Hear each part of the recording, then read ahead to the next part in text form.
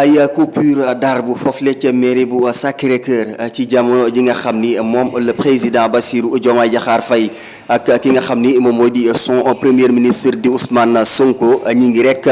incité ñi nga xam ni ñoom ñoo di askanuk Sénégal ngir ñu daal di rek farlu ci jëmbatum garab li nag daal dinay jur coow ñeen ñi nag jàpp ni sabotage la ak yu ni mel ba tax na doxantu nañu ba ci mairie bi dégg suñu micro moom maire bi la di Aliou Tall ngir mu indi ci ay leeral. monsieur le maire. waaw maa ngi leen di fay bu baax. ñu tey fekk si la file sa bureau gannaaw ba ñu nemmiku yenn ci ay coupure d'arbre file ci mairie bi ci moment bi nga xam ni le président et son premier ministre ñi ngi incité ñi nga xam ni ñoom ñoo di askan wi à ce que ñu def ay reboisement cool yi nag commencé jóg ñu bëggoon a xam tey monsieur le maire tey lan la jublu ci garab yi nga xam ne mi ngi koy dagg jamono. waaw maa ngi leen di nuyu maa ngi leen di ziar d'abord ci démarche bi ngeen def nii. et je pense que Sénégal ni muy doxee te lii dama koy saluer su fekkee ni coow jub na ngeen am ay nit yu wax ay wax yoo xam ni waxuwul ngeen def cette démarche là dama koy saluer ñëw bu ci ndey mbilli ji pour xam li xew dama koy saluer d'abord. De quoi il s'agit? La commune de Mermoz Sacré-Cœur que j'ai l'honneur de diriger a initié un programme dénommé Mermoz Sacré-Cœur commune sans sable. Ñu commencé le programme de pavage sur les allées et sur les artères de la commune et li ñuy def nii Mermoz def nañ ko d'abord pyrotechnique def nañ ko comico def nañ ko Sacré-Cœur 1 def nañ ko Sacré-Cœur 2 man mii di wax ak yéen je suis un militant de l'environnement je suis le président du comité sénégalais des écomaires pour le développement durable donc ñun lépp luy gàncax lépp luy environnement ñun ci loolu la ñuy yëngatu. te tey nii vous pouvez vérifier dans les écoles avec la commission environnement chaque mois nous avons initié un programme dénommé Mermoz Sacré-Cœur ville verte qui consiste chaque mois à aller dans un quartier pour nettoyer pour reboiser et pour embellir. xam loolu nag ñenn ñi dañuy jàpp ni xaw na woroo ak tey di dagg ay garab. waaw li ñu def foofu mooy Mermoz la man dans le cadre d'une gestion inclusive et participative bi ma yàlla dimbalee ma falu. man je suis bien conscient de ma mission li ma nekk nii dama ko maîtriser dama ko xam lépp action bu may mëne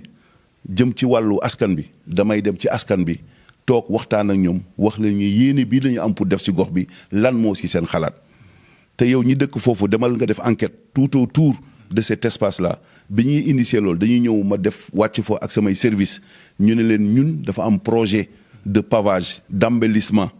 n'est-ce pas pour le bien-être des populations la ñu initié pour yéen yaa leen koy moom ma woo leen ñoom ñëpp présenter leen le projet ku nekk wax sa xalaat mais il s'est trouvé garab yooyu fu ñu nekk garabu niim la te soo demee gis nga tali bi garabu niim yëkkati na ko te léegi ñu fay def projet pavage garabu niim dafay yàq tali te bu ñu fa pavé woon tamit garabu niim bi daf koy yàq et puis mieux population yi nekk foofu ci emprise bi mu nekk dañu am problème pour fu ñuy garer. léegi nag ñun comme dañuy def projet pavage ñoom ñu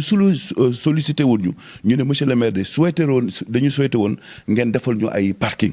parce que dafa indi ay histoire parce que espace boobu ñu war a def pavage bi dafa espace boo xam ne c'est destiné initialement dans le projet initial c'est un jardin public mais nit yi dañ ko def parking man leen kooku nag dañuy dellu lu mu meloon mooy jardin la woon dañ koy delloo jardin muy le poumon du quartier muy espace de vie boo xamante ni ku ci nekk da nga si war a gis sa bopp génn mën a féexlu léegi nag pavage foofu ñooñu doon parquer seen oto yi ñu ne dañ leen di utal ay pavage ay parking tout autour de l'allée si kaw loolu nag garab yi nekk foofu ci ay garabu niim la day yàq tali bi moo tax ñu dindi ko dañ koy remplacer par d'autres arbres. yeneen garab yu foore dañ fay def yeneen garab te tout à l'heure bu ñu paree dinaa leen wan une vidéo boo xamante ni Sacré-Cœur 3 au niveau de la devanture de la grande mosquée de Sacré-Cœur 3 lu mel noonu amoon na fa amoon na ay garab dañu dagg garab yi defaat fa yeneen garab demal nga def tour foofu léegi. ba pare dafa tombé ki fi moment bi nga xam ni tey njiitu réew mi ak président Diomaye ñi ngi wax ni nañu góorgóorlu ci jëmbat garab ñenn ñi dem sax ba jàpp ni est-ce que du sabotage. déedéet loolu man maa leen si jiitu gis nga président Diomaye Faye balaa muy jël fonction man fekk na ni bi ma yàlla dimbalee maa ko njëkk a falu maire man dama initier le programme dénommé Mermoz Sacré-Cœur Set Wecc maa ngi la koy wax léegi c'est un programme qui consiste chaque mois ñu dem ci benn quartier ñu nettoyer ko ba pare saxal fa garab donc président de la République li mu initié dafa fekk ñun ñu nekk ci ba pare te bi mu ko lancé ñun tamit dañu ànd ak moom gunge ko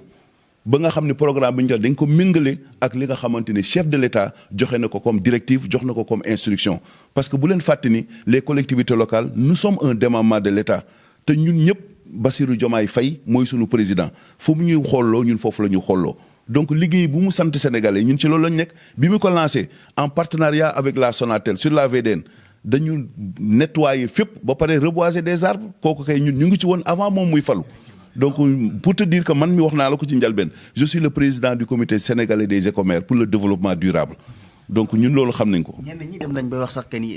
le fait que ngay def pavage ñenn ñi yàgg nañ ko def ci lee yoo xam ne am na fa garab mais taxul ñu dagg garab yi est-ce que du loolu moom moo tax. je reviens encore pour donner une explication très claire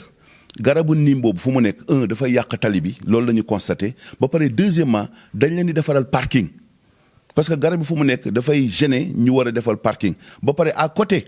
fii emprise bi dañ fay saxal yeneen garab yu gën a rafet yu méngoog jamono boo demee Sacré-Cœur 3 bul ko tàyyi su la yàlla dimbalee doxantul buntu Sacré-Cœur 3 devanture mosquée grande mosquée Sacré-Cœur 3 en face y avait un jardin boo xam ne c'était délabré amoon fa ay garab yoo xam ne méngoowul ak sunu ay dëkkuwaay dañu dindi garab yooyu yëpp def fa jardin bu rafet tey boo demee les gens sont fiers d'habiter dans cet espace là ba pare mieux ñu saxal fa ay garab écoles yi saxal nañ fa ay garab artère commune bi saxal nañu ay garab loolu du lu ñu njëkk tey mais foofu juste c'est une demande forte formulée par les populations une fois de plus juguma sama coobare bopp man ma dem di dagg ay garab déedéet dama dem convoquer toute la population man leen kaay leen ñu toog ñu waxtaan fii la ñu bëgg a def jardin bi ñoom ñoo ne dañu bëggoon garab bi buñ ko daggee ñu mën a am parking ba pare à côté ñu saxalaat yeneen garab yoo xam ne c'est des arbres yoo xam ne adaptés waaw. Merci beaucoup. Non, je vous en prie. activiste bi le ñu ràññee ko lool di Bayna Gueye moom itam dëkk ci gox bi fekk nañu ko fi muy xool ak càmbar mbir yi waaye moom nag li nga xam ni seet nañu ko ci mooy ute na gis-gis lool ak ki nga xam ni moom moo di maire bi le. salaamaaleykum Bayna ñu ngi lay nuyu di la ziar. ñoo ngi lay fay ku baax. tey ñu ñëw fii ci Mermoz déjà yow yaakaar naa que ni nit ñi xamee nañ lu baax nga bokk ci mouvement Nitu Dëgg Valeurs bi nga xam ni moom la Abdou Karim Gueye Xurmbaxa jiite tey mairie bu Mermoz ordonné à ce que ñu couper yenn ci arbre fii nii gannaaw bi nga xamante ni njiitu réew mi ngi inciter la population à ce que ñu jëmbat li nga xam ni moo di ay garab naka nga jàngati acte bi tey mu daal di def. waaw comme tu l'as si bien dit je suis un membre de Nitu Dëgg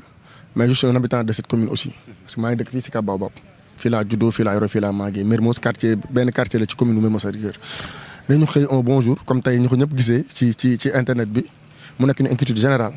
gis nga maire bi à la personne de Aliou Tall moo def acte irresponsable yii nii mais man personnellement du ma bett parce que ku am njiit bu irresponsable noo def da ngay irresponsable parce que mënuñu woote journée des arbres bërki démb président def ay actes yu fort appeler à la population ñun def ay reboisement dem ci xam ne garab ni mu amee njëriñ ci écosystème mu adduna bi jamono juñ toll yow ay garab yi nga xam ki date plus de 40 ans nga ne leen di dagg sous prétexte que da nga am benn nu mu tudd projet de pavage man dama bëgg Aliou Tall moo xam ne moom air bi lay pavé wala si dër bi lay pavé même s'il y a des racines yi nga xam ne dafa déborder mais nga jéem a xool nooy gérer racines yi nga def pavé bi ci wetu racines yi ñun guy ga pavé nañ fa amul benn garab bu ñu fa dagg rek garabu guy gi moo gën a ngeen di fuuf garab yi nekk fii nii te kenn daggul garabu guy gi bi foofu dañ ko pavé aux alentours du Baobab yow nga ñëw Mermoz parce que xaw ma lan moo ban piqûre moo ko ban mante moo ko piqué. ndax da nga jàpp ni sabotage loolu tombé waral ay gaaf. non c'est que pour man c'est des actes irresponsables du tombé li ñuy def yëpp ñoo ko tey ñoom il prend que le parti Pastef comme des adversaires par contre c'est pas le cas Pastef du adversaire u taxawu Sénégal doole yi du benn élection lañ jógee barki Demba Ndiaye amul bureau de vote bu ñu am 100 voix. Pastef bureau de vote yi am ci commune yëpp am nañ plus de 200 voix kon y' a pas match entre Pastef et taxaw dañu war a comprendre loolu mais ce qui est malheureux population bi ñoom ñooy fay les pots cassés man loolu moom metti léegi nag dans ce sens lay appelé au premier ministre président Ousmane Sonko. Il a une responsable historique parce que ñi ngi annoncé ay réformes mais réforme dafa war dem en profondeur te ñëpp nangu nañ ne Sénégal comme ni nga ko waxee l'autre fois c'est un état en ruine à tous les niveaux nag muy ci jikko yi ci lépp léegi nag pour tabaxaat ko dafa war a am symbiose dañ ko war a boole tabax mairie kenn umpale wu c'est un état décentralisé ñoom ñooy représenté état bi ci collectivités locales yi te nag mënoo am état buy aw nii mairie bi def contre courant ngeen bëgg liggéeyandoo ensemble c'est impossible suñu bëggee un travail sérieux nañu def réforme yi war c'est-à-dire nañu def délégation spéciale ci mairie yi ñëpp 500 et quelques communes yi nekk ci Sénégal dafa tasaale assemblée bi cumuler élection yi mu doon benn élection ñu wax Sénégalais fi ñu bëgg yóbbu réew mooy fan ak li ñu bëgg mooy lan parce que dañu bëgg Sénégal bu bees ni ñuy defar politique dafa war a changer ci loolu nag responsabilité wu kenn kese la muy le président Ousmane Sonko parce que moom moo am légitimité populaire bi moom moo am légitimité historique bi te il doit marquer l'histoire lañ nekk génération bu war a marquer histoire te pour ñu def on doit le faire avec des actes forts yi mooy nañ def délégation spéciale ci mairie yëpp parce que lii c'est du sabotage total te c'est des gens yi nga xam ne waruñu xam ne ñëpp contexte politique mooy tax ñu nekk maire tey parce que ñoom ak ñoom rek mënuñu sax jiite seen koñ. moom d'ailleurs Barthélémy Diaz moom moo ko jox léegi. mi ngi noonu benn tey boo demee mairie ba maa la ko ñaan jëlaaleel ay vidéo foofu nga xool mairie ban état la mairie bi nekk ku mënul gérer mairie bi nga nekk bi la arbitré nga xam ne kër la mënoo ko gérer mënoo gérer commune lëmm c'est des gens irresponsables irrespectueux envers les populations parce que lii c'est des manque de respect notoire bëgg def sa projet te xam nañ projet mairie mooy projet lekkaay xaalis moom la ñuy teg bu dóor bëgg teg sa projet taxul ngay jéem a garaaw fi jël garab di ko dagg des garab qui date plus de 40 ans moo tax man kenn rek laa xam ne moom les dés sont entre ses mains muy le premier ministre Ousmane Sonko fi mu toll nii nag mbir yi mi ngi ci loxoom quoi parce que mi ngi seetaan gars yi ngi def sabotage total ñi ngi def lu leen neex na jël responsabilité xam ne il a le peuple derrière lui am na lépp li mu soxla pour mën a apporter les réformes qu'il faut pour Sénégal bu gën ñu mën ci dem. incha allah rabbi. merci jaajëf. jàmbaar ñi ngi leen nuyu. ñoo ngi lay fay kilifa gi. waaw ñu ngi fii ci Mermoz ci voilà IAM garab yi nga xam ni wala bon présenté wul ba pare nga fàttali ñu tur bi. alors man je m'appelle Amdi Gakou. Donc j'habite ici à Mermoz, tout près de l'école Les Hirondelles, donc tout près de l'école Les Hirondelles. Alors donc depuis quelque temps, on a vu que la mairie avait un projet de pavage, donc un projet qui est en soi une très bonne idée, qu'on accueille bien. Mais voilà, malheureusement, il y a une partie du projet qu'on ne comprend pas, c'est le fait d'abattre pas mal d'arbres. Aujourd'hui, avec le projet du président de la République qui consiste à encourager le reboisement et à encourager de faire pousser des arbres, nous, on se retrouve avec une mairie qui coupe des arbres qui datent de plus de 50 ans. La plupart de ces arbres sont plus âgés que la plupart des habitants de ce quartier-là. Donc, une chose qu'on ne comprend pas, et on aimerait en savoir plus sur pourquoi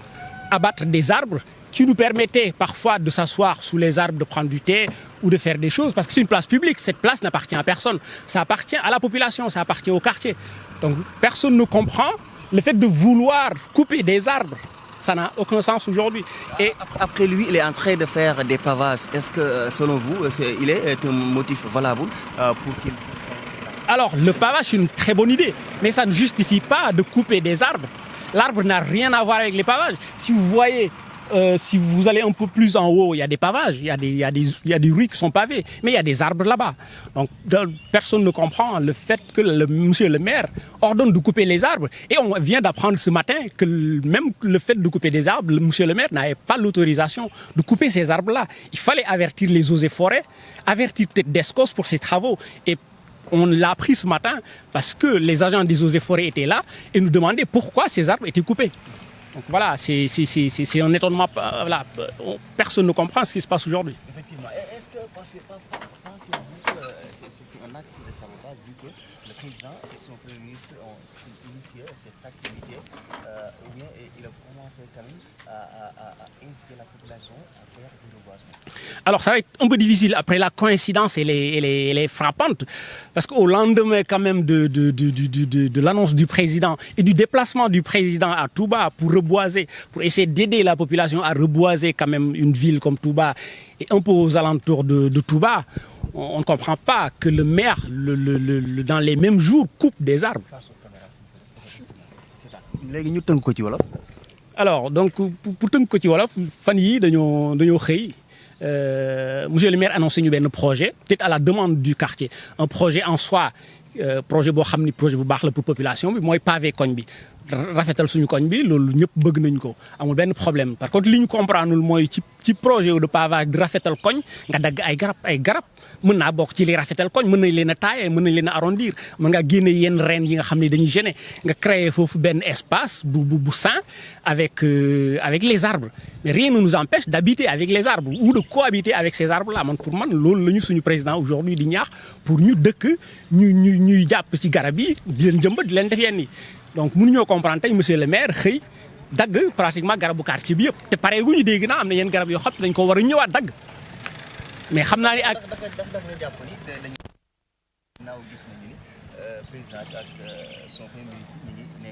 doy na waar trop xam nga li olof naan tombay waral ay gaaf doy na waar trop président woote ne nañ dagg nañ jëmbat ay garab monsieur le maire moom di dagg garab